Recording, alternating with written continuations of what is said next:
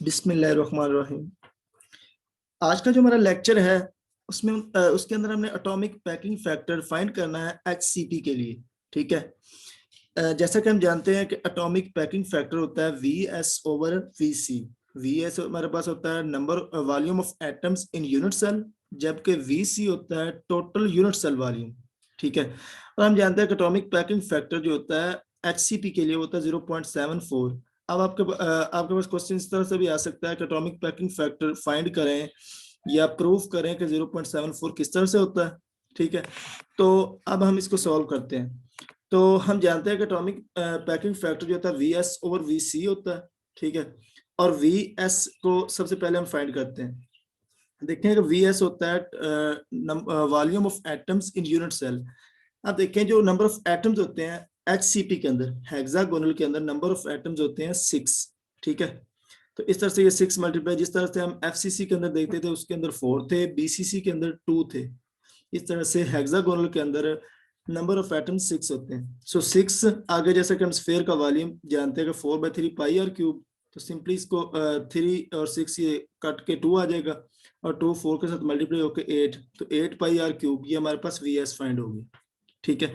V S तो simply था जो हमने कैलकुलेट किया, अब हमने फाइंड करना है वी सी। ठीक है। अब हेक्सागोनल क्लोज पैकिंग के अंदर जो वी सी होता है वो V C product of base area and height. ठीक है। ये देखिए product of base area times unit cell height. Height हम जानते हैं कि सी है। ठीक है। ये हाइट जो ऊपर की जानब ये होती है हेक्सागोनल के अंदर वो सी होती है, जबकि बेस ए। ठीक है।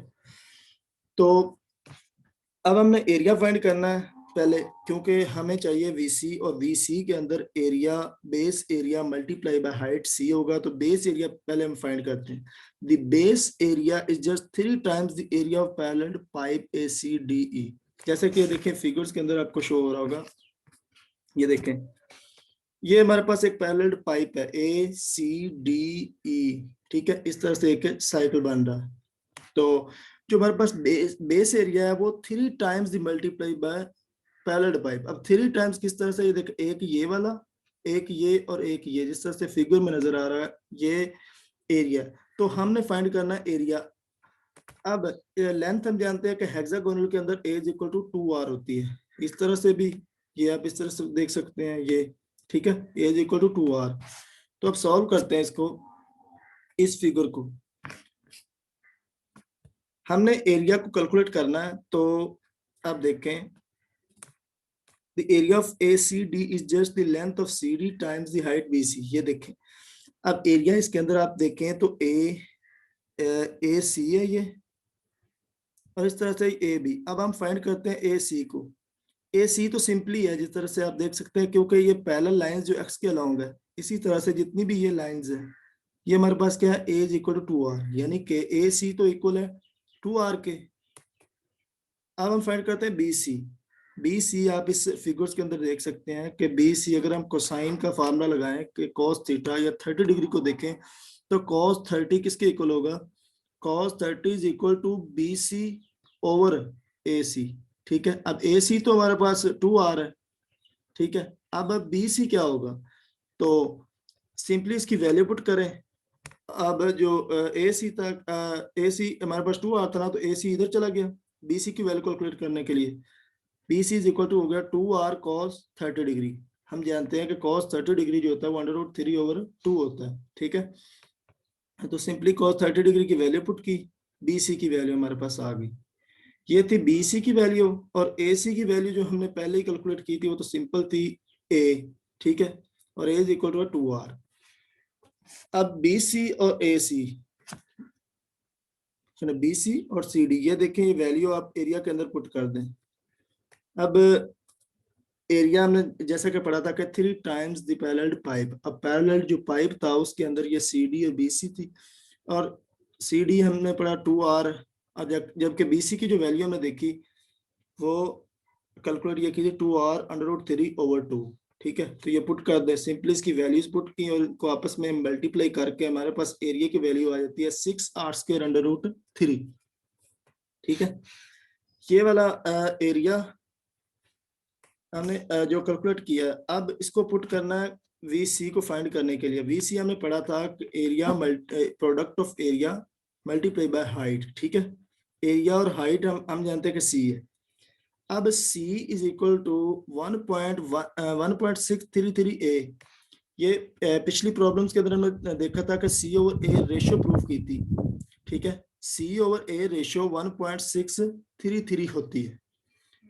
अगर आपने वो पिछली वीडियो नहीं देखी तो मैं डिस्क्रिप्शन के अंदर वो लिंक दे दूंगा, जिसमें हमने प्रूफ किया था। ये एक अलग एक क्वेश्चन है, एक प्रॉब्लम है कि प्रूफ करें कि C ओवर A रेशियो 1.63 के इक्वल होती।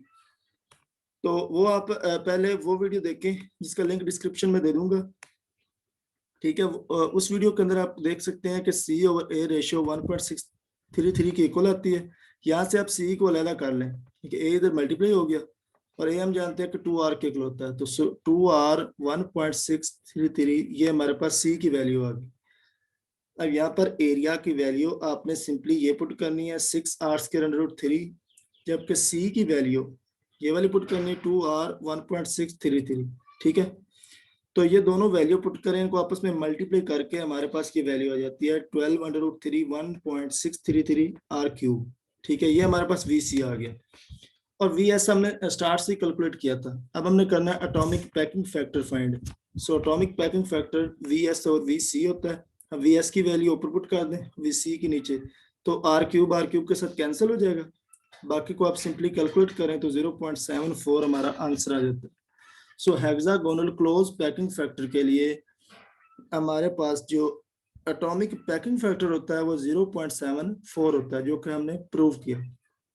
इसके अंदर बस यही जो चीजें हमें रिक्वायर्ड थी वो VS था, VC। अब VC को कैलकुलेट करने के लिए हमारे पास एरिया का होना जरूरी था। हमने एरिया कैलकुलेट किया, उसके एक सिंपल यूनिट सेल लेके हेक्सागोनल का, वहां से एरिया कैलकुलेट किया, उसको हाइट के साथ मल्टीप्लाई किया तो VC आ गया। तो VS हमारे पास सिंपली कैलकुलेट हो गया था। तब हमने इन दोनों को डिवाइड कर दिया तो हमारा आंसर 0.74 आ गया।